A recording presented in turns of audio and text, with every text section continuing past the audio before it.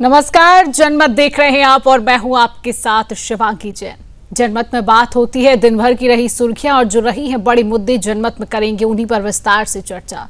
और जनमत की शुरुआत करते हैं भारत के सबसे अहिंसावादी और अनुशासित, सबसे शांति प्रिय समाज की। जी हां, जैन समाज पर दिल्ली की राजधानी में हमला हुआ है। हाँ, वही जैन समाज जिसे दुनिया अहिंसा का प्रतीक मानती है, वही जैन समाज जिसे अपने त्योहार पर्युषण पर्व पर सिर्फ शांति चाहिए।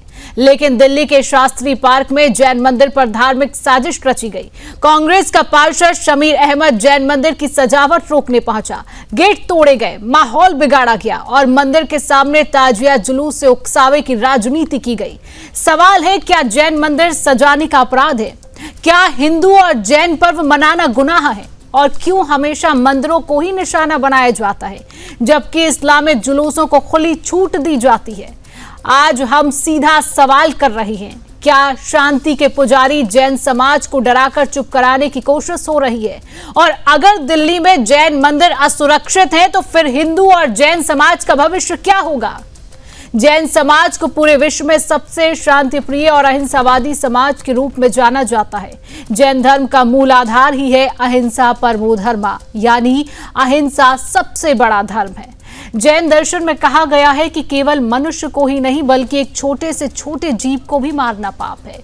यही कारण है कि जैन समाज अपने आचरण में अत्यधिक संयमी और अनुशासित माना जाता है।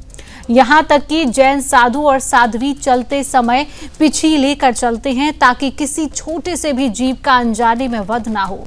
भोजन में भी अत्यधिक संयम रखा जाता है। कई जैन लोग रात का भोजन नहीं करते, सूर्यास्त के बाद भोजन नहीं करते, बिना हानिकारक द्रव्य के अन्न ग्रहण नहीं करते हैं। भारत में जैन समाज की संख्या कुल आबादी का बहुत छोटा हिस्सा है, लगभग 0.4%, यानी कि 40 लाख से भी कम लोग। लेकिन इतने कम संख्या में होने के बावजूद इस समाज ने भारत की आर्थिक, सामाजिक और सांस्कृतिक प्रगति में गहरा योगदान दिया है। भारत के कई प्रमुख बिजनेस घराने और डायमंड व्यापारी जैन समाज से आते हैं। जीडीपी में योगदान के लिहाज से इतने छोटे अल्पसंख्यक समुदाय के बावजूद जैन समाज का हिस्सा बड़ा है। जैन समाज ने शिक्षा और स्वास्थ्य क्षेत्र में भी अपार योगदान दिया है। देश भर में सैकड़ों स्कूल, कॉलेज, हॉस्पिटल और चैरिटेबल ट्रस्ट जैन समाज चलाता है। दान और सेवा इनके जीवन का अहम हिस्सा है। इतिहास से लेकर वर्तमान तक जैन समाज ने हमेशा शांति, भाईचारा और आर्थिक समृद्धि का संदेश दिया है। यह समुदाय संख्या में भले ही छोटा है, लेकिन भारत की संस्कृति, धर्म, व्यापार और जीडीपी में इसका योगदान बेहद बड़ा है। जैन समाज को वाजिब तौर पर भारत का सबसे अहिंसावादी, अनुशासित और सफल अल्पसंख्यक समाज कहा जाता है। अब इसी जैन समाज की दिल्ली के शास्त्री पार्क से एक बेहद खतरनाक कहानी निकल कर आ रही है। यह कहानी है हिंदू और जैन समाज के धार्मिक अधिकारों को कुचलने की। यह कहानी है त्योहारों में अड़चन डालने की। यह कहानी है उन राजनीतिक चेहरों की जो मुस्लिम वोट बैंक को खुश करने के लिए मंदिरों तक को निशाना बनाने से नहीं चूकते। शास्त्री पार्क का जैन मंदिर एक धार्मिक स्थल जो दशकों से जैन समाज की आस्था का केंद्र रहा है। हर साल यहाँ पर्युषण पर्व बड़े हर्षोल्लास और परंपरा के साथ मनाया जाता है, लेकिन इस बार इस मंदिर के बाहर धार्मिक सजावट तक को बर्दाश्त नहीं किया गया। कांग्रेस का पार्षद शमीर अहमद वहां पहुंचा और टेम्पररी गेट लगने से रोकने लगा। सिर्फ यही नहीं, उसने तोड़फोड़ की, भीड़ इकट्ठी की और माहौल बिगाड़ने की पूरी तरीके से कोशिश की। दरअसल नॉर्थ ईस्ट दिल्ली का शास्त्री पार्क इलाका मुस्लिम बाहुल्य है। जैन समाज के यहाँ मुश्किल से 30 से 40 घर ही बचे हैं, लेकिन इसके बावजूद यहाँ का जैन मंदिर हर साल पर्युषण पर्व पर सजता है और गली में रोशनी, रंगोली और सजावटी गेट लगाए जाते हैं। इस बार जब मंदिर समिति ने गेट लगाना शुरू किया तो शमीर अहमद वहां पहुंच गया। उसने इसे रोकने की कोशिश की और कहा कि गेट नहीं लगेगा। विवाद बढ़ा तो तोड़फोड़ हुई और देखते ही देखते भीड़ इकट्ठी हो गई। माहौल इतना बिगड़ा कि इलाके में तनाव फैल गया। इतना ही नहीं, मुस्लिमों ने गली को हरे रंग की लाइट से सजावट की और वही हरे रंग की रोशनी जैन मंदिर पर पड़ रही थी, जिससे मंदिर परिसर के लोगों ने उन लाइट को वहां से हटा दिया। जिसके बाद मुस्लिमों ने पीड़ित को ही आरोपी बना दिया और कहा कि जैन समाज के लोग सांप्रदायिकता फैला रही हैं। स्थानीय लोगों का कहना है कि पिछले साल भी इसी तरह की हरकतें की गई थी। उस वक्त भी मंदिर के बाहर मुस्लिम पक्ष ने हरियाली और हरे झंडे से गली को सजाया था और ताजिया जुलूस निकालकर मंदिर के सामने रुककर गाना बजाया था। इस बार फिर वही साजिश दोहराई गई। इन सब के बाद इस पूरे विवाद को हवा देने का काम सोशल मीडिया पर भड़काऊ पोस्ट और वीडियो ने किया है। मुस्लिम पक्ष ने जैन मंदिर के सामने से जुलूस निकालने की तस्वीरें वायरल की और उकसाने वाले कैप्शन लिखे। इससे दोनों समुदायों के बीच तनाव और बढ़ गया। स्थानीय जैन समाज ने साफ कहा कि वे छोटे से समुदाय हैं और उनका उद्देश्य सिर्फ अपने त्योहार को शांति से मनाना है, लेकिन हर साल मजहबी जुलूस और गली की हरे रंग की सजावट के नाम पर उन्हें उकसाया जाता है। विश्व हिंदू परिषद ने इस पूरे घटनाक्रम पर कड़ा ऐतराज जताया है। विश्व हिंदू परिषद दिल्ली प्रांत के मंत्री सुरेंद्र कुमार गुप्ता ने पुलिस आयुक्त को पत्र लिखकर ईद मिलाद उन नबी के जुलूस का मार्ग बदलने की मांग की है। विश्व हिंदू परिषद की प्रमुख मांगे हैं कि जुलूस का मार्ग बदला जाए ताकि वह जैन मंदिर के सामने से ना गुजरे। एक सुरक्षित वैकल्पिक मार्ग तय किया जाए जिस पर किसी भी समुदाय को आपत्ति ना हो। यदि आवश्यकता हो तो धारा 144 लगाकर कड़ी सुरक्षा व्यवस्था की जाए। विश्व हिंदू परिषद ने चेतावनी दी है कि पिछले साल भी इसी जुलूस मार्ग से सांप्रदायिक तनाव फैला था। इस बार भी अगर वही गलती दोहराई गई तो हालात बिगड़ सकते हैं और इसकी जिम्मेदारी प्रशासन पर होगी। विश्व हिंदू परिषद ने सवाल उठाया है कि दिल्ली में केंद्र, राज्य और नगर निगम तीनों ही स्तरों पर एक ही पार्टी की सरकार होने के बावजूद हिंदू समाज की धार्मिक यात्राओं को बार बार रोका जाता है। उदाहरण दिया गया कि हनुमान जयंती पर जहांगीरपुरी से शोभा यात्रा निकालने की अनुमति नहीं दी गई, लेकिन इस्लामिक जुलूसों को बिना किसी रोक टोक की अनुमति मिल जाती है। इसे विश्व हिंदू परिषद ने दोहरा मापदंड कहा और स्पष्ट किया कि इससे समाज में असंतोष और असंतुलन फैल रहा है। इस विवाद के बाद पुलिस ने इलाके में भारी फोर्स तैनात की है। एसीपी, डीसीपी और एसएचओ स्तर के अफसर खुद मौके पर पहुंचे। दिन में हालात को संभाल लिया गया था, लेकिन रात होते होते फिर से उपद्रवियों ने जैन मंदिर के बाहर हरी लाइटें लगाकर माहौल बिगाड़ने की कोशिश की। पुलिस ने किसी तरह हालात को काबू में किया, लेकिन तनाव बना रहा। जैन समाज का कहना है कि हर साल उनकी धार्मिक परंपरा में व्यवधान डाला जाता है और यह एक सुनियोजित साजिश है। राजधानी दिल्ली में अल्पसंख्यक जैन समाज को अपने त्योहार के लिए संघर्ष करना पड़ रहा है। मंदिर के बाहर गेट और सजावट तक को सहन नहीं किया जा रहा। सवाल यह है कि आखिर क्यों हिंदू और जैन समाज के धार्मिक पर्वों पर बार बार रोक और अड़चन डाली जाती है? क्यों इस्लामिक जुलूसों को खुली छूट मिलती है और मंदिरों के सामने रुककर उकसावे की राजनीति होती है? यह केवल शास्त्री पार्क की कहानी नहीं है, यह पूरे देश को आगाह करने वाली चेतावनी है कि जहां जहां इनकी संख्या बढ़ती है वहां वहां हिंदुओं और जैन समाज के त्योहारों पर अड़चनें खड़ी की जाती हैं।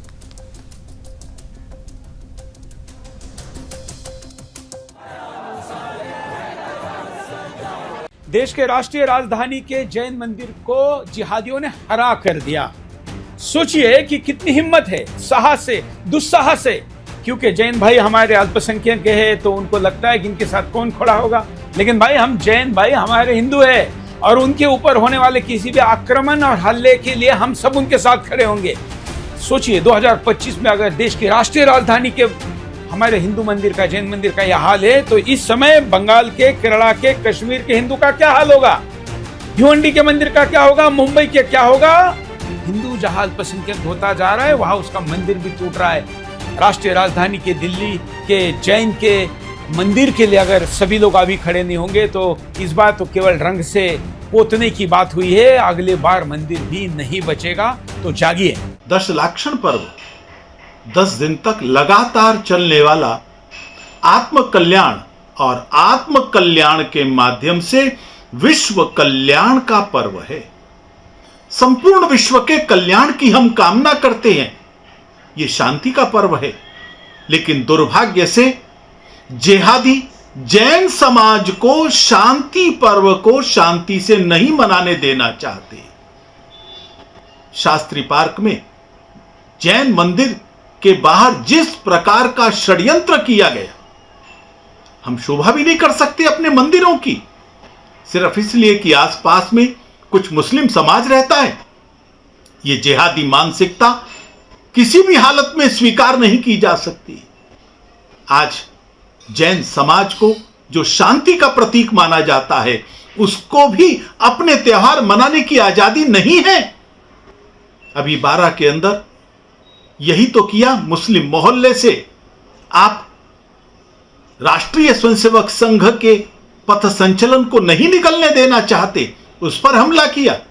तमिलनाडु में एक स्थान के ऊपर तुम लोगों ने हिंदुओं को पूजा करने से रोका, हिंदुओं को घंटे बजाने से रोका, क्योंकि वो मुस्लिम बहुल इलाका हो गया है। हाई कोर्ट से जाकर हमको राहत मिली। क्या इस प्रकार की स्थिति को किसी भी सभ्य समाज में स्वीकार किया जा सकता है? मैं जिहादियों को चेतावनी देना चाहता हूं, यदि तुम्हारी यही मानसिकता रही तो हिंदू समाज को विचार करना पड़ेगा। हिंदू बहुल इलाकों से तुम ताजिए कैसे निकाल सकते हो? हिंदू बहुल इलाकों में तुम नमाज के लिए सड़क पर कैसे बैठ सकते हो? हिंदू बहुल इलाकों में तुम अपनी मस्जिद कैसे चला सकते हो? यह तुमको विचार करना होगा और ध्यान कर लेना। यही टिप्पणी तमिलनाडु के उस मामले के अंदर हाईकोर्ट ने की थी। यह तुम्हारे लिए चेतावनी है। मैं प्रशासन से भी निवेदन करता हूं, इनके ताजियों के जुलूस, उनका मार्ग वही होना चाहिए जहां मुस्लिम बहुल इलाके। पिछले साल इसी शास्त्री मंदिर के जैन मंदिर के बाहर ताजिए रोके गए, जैन समाज को चिढ़ाया गया। जैन समाज के कुछ लोग जो इस प्रकार का चिंतन करते हैं, उनको भी विचार कर लेना चाहिए। हम एक रहेंगे तो सेफ रहेंगे। जिहादियों के लिए केवल गैर मुस्लिम निशाने पर रहते हैं, वो चाहे किसी भी धर्म के, किसी भी पूजा पद्धति के अनुयायी हो। हम सबको एक होकर इन जिहादियों का मुकाबला कर सकेंगे, तभी हम टिक पाएंगे। और अब मुद्दा होगा देश के कई हिस्सों में हाहाकार मचा रही बारिश और बाढ़ का। पहले आपको दिखाते हैं कुछ तस्वीरें जिसमें भारी बारिश और बाढ़ का भयानक रूप दिख रहा है। हर ओर त्राहिमाम त्राहिमाम हो रहा है, हर ओर पानी ही पानी है। जल प्रलय की इस मार ने आम जनजीवन को अस्त व्यस्त कर दिया है। पानी के इस प्रहार से हर कोई बचने की संभव कोशिश कर रहा है, लेकिन मानसून बनकर बरस रही इस मुसीबत की मार से हर कोई बेहाल है। दिल्ली से कश्मीर तक इस जल प्रलय ने मकान, दुकान, खेत, खलियान, सड़क, परिवहन सब कुछ डुबा दिया है। सेना को मैदान में उतरकर लोगों को बचाना पड़ रहा है। उत्तर भारत से आई भयानक खबरें चिंता और गुस्से दोनों पैदा कर रही हैं। तस्वीरें आप देख रहे हैं। हिमालयी राज्य उत्तराखंड, हिमाचल, जम्मू कश्मीर भूस्खलन, बाढ़, बादल फटने और भारी बारिश से बुरी तरह प्रभावित हैं। सड़कें ध्वस्त हैं, पुल टूटे हुए हैं, हजारों लोग बेघर हो चुके हैं। वहीं पंजाब, हरियाणा और दिल्ली में यमुना, सतलुज, ब्यास, रावी की नदियां उफान पर हैं। क्या हमने अपने देश की बुनियादी सुरक्षा और इंफ्रास्ट्रक्चर पर ध्यान दिया है, या केवल प्राकृतिक आपदाओं को भाग्य का खेल मानकर चुप बैठी हैं? अगस्त 2025 में भी उत्तर पश्चिम भारत में रिकॉर्ड तोड़ 265 मिलीमीटर बारिश हुई और सितंबर में और भी ज्यादा खतरा है। क्या चेतावनियां सिर्फ कागजों में रह जाएंगी? क्या हमारे लोग प्रशासन की चुप्पी का खामियाजा भुगतेंगे? हिमाचल में 320 मौतें, उत्तराखंड में फ्लैश फ्लड, जम्मू कश्मीर में 30 से अधिक लोगों की जान गई, पंजाब में लाखों लोग बाढ़ में फंसे हैं, फसलें बर्बाद हो गई हैं। क्या यह सब सिर्फ मौसम की मार है, या विकास की गलतियों, नदियों, घाटियों और जंगलों की अनदेखी का परिणाम? अब सवाल उठता है, क्या हमारी प्रशासनिक और चेतावनी प्रणाली समय पर काम कर रही है? क्या हमारी नदियां, घाटियां और शहर प्रकृति के अनुरूप सुरक्षित है? और सबसे अहम, क्या भविष्य में भी हम इसी तरह पीछे हटते रहेंगे या अपनी गलती से सीखेंगे?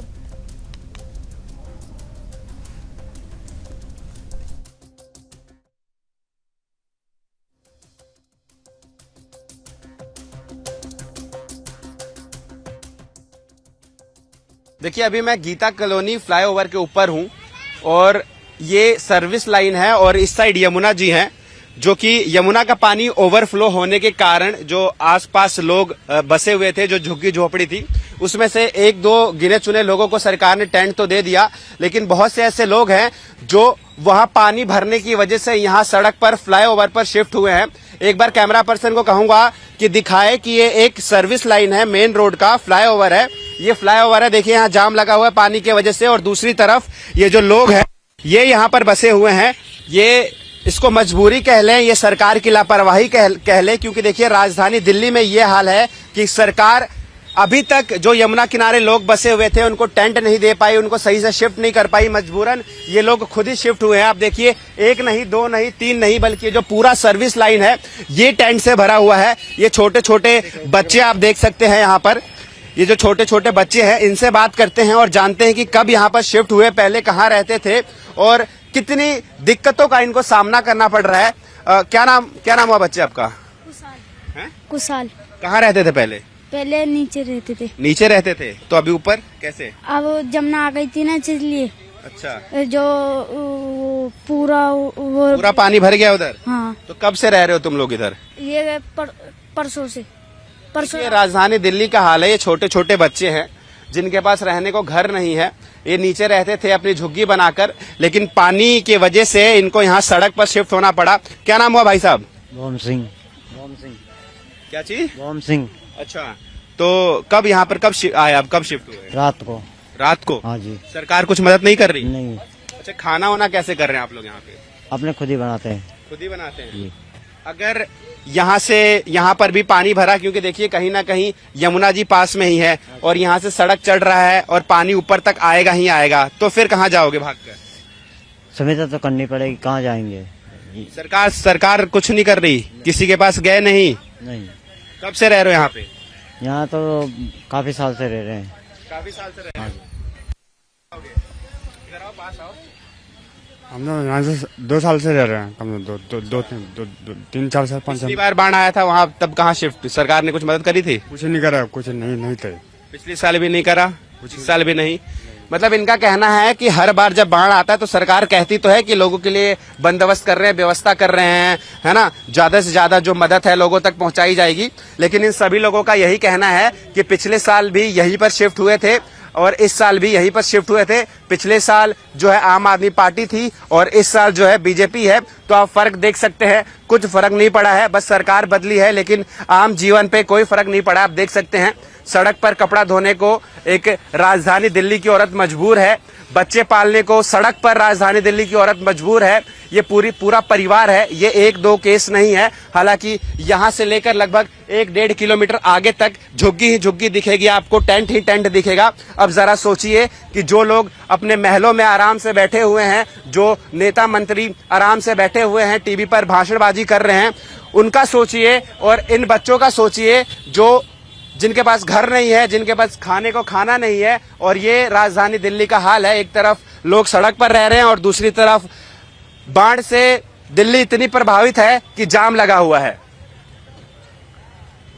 फिलहाल कैमरा पर्सन चंदन के साथ मैं सूरज, सुदर्शन न्यूज दिल्ली। हिमाचल में बीते 1 सप्ताह से हो रही लगातार भारी बारिश से जनजीवन अस्त व्यस्त हो गया है। पूरे हिमाचल में पानी हो गया है, जगह जगह लैंडस्लाइड हो रहे हैं। भारी बारिश के कारण रास्ते भी बंद हो गए हैं। अभी तक 1100 के लगभग यातायात प्रभावित हुआ है, जिसमें HRTC की बसें फंसी हुई हैं। वहीं लोगों को भी आने जाने में काफ़ी परेशानी हो रही है। वहीं सतलुज नदी का जल स्तर भी बढ़ गया है, जिससे बाढ़ की स्थिति पैदा हो गई है। कुल्लू, मंडी, चंबा, कांगड़ा में पानी से बेहाल है। वहां पर अब हालत बद से बदतर होते जा रहे हैं। सरकार ने भी अब स्कूलों को 7 तारीख तक बंद कर दिया गया है। लोगों को आने जाने में परेशानी ना हो, इसके लिए लोगों को भी आगाह किया गया है कि वो अपने घर में सुरक्षित रहें। बीते 1 सप्ताह से हो रही भारी बारिश के कारण अभी तक 7 से 8 लोग की मौत हो चुकी है। रात को मंडी जिला के सुंदरनगर में लैंडस्लाइड हुआ है, जिसमें 8 लोग दब गए थे। वहीं कई मकान भी जमींदोज हो गए हैं। लगातार भारी बारिश से लोगों को आने जाने में काफ़ी दिक्कत हो रही है। वहीं कई जगह बिजली के ट्रांसफार्मर भी खत्म हो गए हैं और पानी की सप्लाई भी बाधित हो रही है। शिमला शहर में भी शहर के ही बसें चल रही थी, बाकी जो लॉन्ग रूट के बसें हैं वो बंद पड़ी है, जिससे कि पूरे शिमला की कनेक्टिविटी बाकी अन्य जिलों से बंद हो गई है। लोगों को खाने की मूलभूत सुविधाएं भी नहीं मिल पा रही है। सुदर्शन न्यूज़ के लिए शिमला से विनोद पाठक की रिपोर्ट। हरियाणा में लगातार बारिश से बाढ़ के हालात बन चुके हैं। कई इलाकों में पानी जमा हो चुका है। नदियों की बात करें तो यहाँ पर यमुना, घग्गर नदी, टांगड़ी और मारकंडा नदी खतरे के निशान से ऊपर बह रही हैं। सरकारी अधिकारियों की छुट्टी निरस्त कर दी गई है। उन्हें एहतियात के तौर पर अपने स्टेशन पर ही रहने की हिदायत दी गई है।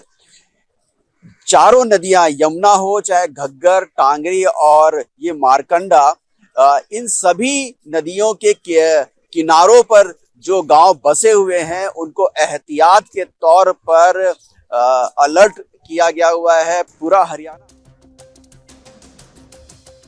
भी अप्रिय घटना ना घट सके। हम यहाँ पर मारकंडा नदी के तटबंध के पास हैं। आप देखेंगे कि किस तरीके से लबालब जो है मारकंडा नदी बह। बात करेंगे बिहार की सियासत की।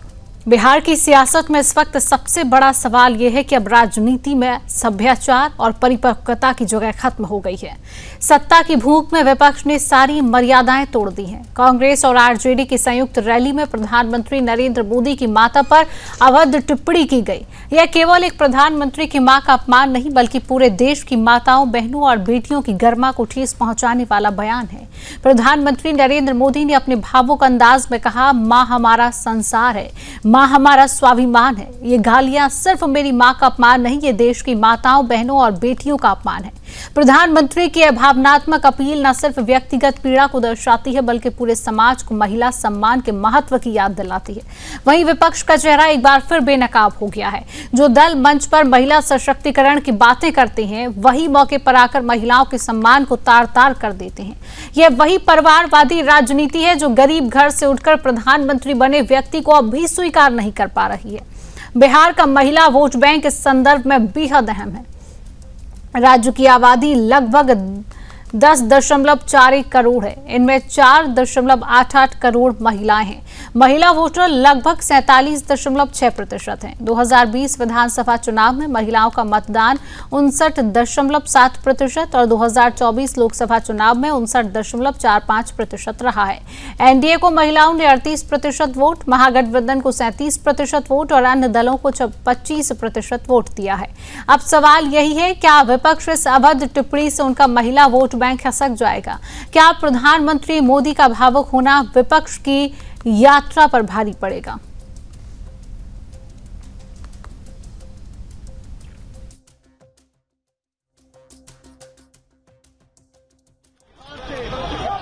महिलाओं के प्रति घृणा और नफरत की इस राजनीति पर लगाम जरूरी है। देशवासियों को सोचने की जरूरत है। कैसी भाषा बोली जा रही है? माताओं बहनों, आज से 20 दिन बाद नवरात्रि शुरू हो रही है और 50 दिन बाद छठी मैया की पूजा होगी। छठ का पर्व मनाया जाएगा। मैं बिहार की जनता के सामने मां को गाली देने वालों से कहना चाहता हूं, मोदी तो तुम्हें एक बार माफ कर भी देगा, लेकिन भारत की धरती ने मां का अपमान कभी बर्दाश्त नहीं किया। धरती कांपी, आसमान गरजा और अफगानिस्तान की जमीन पर मौत का तांडव मच गया। रविवार की रात जब लोग चैन की नींद सो रहे थे तभी एक तेज धमाके जैसी आवाज के साथ धरती हिली। इमारतें भर-भरा कर गिर गई, पहाड़ दरक गए और पूरा का पूरा इलाका मलबे में तब्दील हो गया। अफगानिस्तान इस वक्त अपनी सबसे बड़ी त्रासदी से गुजर रहा है। मौत का आंकड़ा 1400 के पार पहुंच चुका है। 3000 से ज्यादा लोग घायल हैं और सैकड़ों अब भी मलबे में दबे हैं। सोचिए, रात का वो सन्नाटा जब परिवार सोया हो और अचानक घर की छत उनके ऊपर गिर जाए, न चीख निकल पाए, न कोई बचाव हो पाए। यही हालात अफगानिस्तान के कई हिस्सों में है। राहत बचाव का काम बेहद मुश्किल हो रहा है। आफ्टर शॉक्स का डर अब भी कायम है। टूटी सड़कें, बारिश, भूस्खलन और ठप्प संचार व्यवस्था सबने बचाव कार्य को थाम दिया है। लेकिन इस अंधेरे के बीच उम्मीद की किरण भी है। अफगानिस्तान में रह रहे हिंदू और सिख समुदाय अपनी गिनती भर की मौजूदगी के बावजूद मानवता का एक बड़ा उदाहरण पेश कर रही है। जलालाबाद का गुरुद्वारा इस वक्त राहत का केंद्र बना हुआ है। विदेशों में बसे अफगान सिख और विश्व हिंदू संघ दवाइयां, राशन और जरूरी सामान पहुंचा रही हैं। भारत ने भी इंसानियत के फर्ज को निभाते हुए मदद का हाथ बढ़ाया है। प्रधानमंत्री मोदी ने साफ कहा, भारत हर संभव मदद को तैयार है। विदेश मंत्री एस जयशंकर ने 21 टन राहत सामग्री काबुल भेजी है, जिसमें टेंट, कंबल, दवाइयां और खाने पीने का सामान शामिल है। इससे पहले भी भारत 1000 टेंट और 15 टन राशन भेज चुका है। भारत का संदेश साफ है, पड़ोसी मुल्क भले ही राजनीति में दूर हो, लेकिन इंसानियत की डोर हमें जोड़ती करती है। दूसरी ओर तालिबान सरकार पूरी दुनिया से मदद की गुहार लगा रही है। 40 देशों से बातचीत हो रही है, लेकिन आधिकारिक मान्यता किसी ने नहीं दी। रूस खुलकर आगे आया है, ब्रिटेन ने 10 लाख पाउंड और चीन ने भी मदद की पेशकश की है। लेकिन असली तस्वीर यह है कि अफगानिस्तान की जनता भूख, गरीबी और तबाही का मार झेल रही है। तस्वीरें ऐसी हैं जो आपका दिल दहला देगी। कोई माँ अपने घायल बच्चे को सीने से लगाए बैठी है, किसी का पूरा परिवार मलबे में दब गया है। यह त्रासदी केवल अफगानिस्तान की नहीं बल्कि पूरी दुनिया की चेतावनी है कि युद्ध, तालिबानी शासन और अब प्रकृति की मार, आखिर कब तक ये देश भुगतेगा।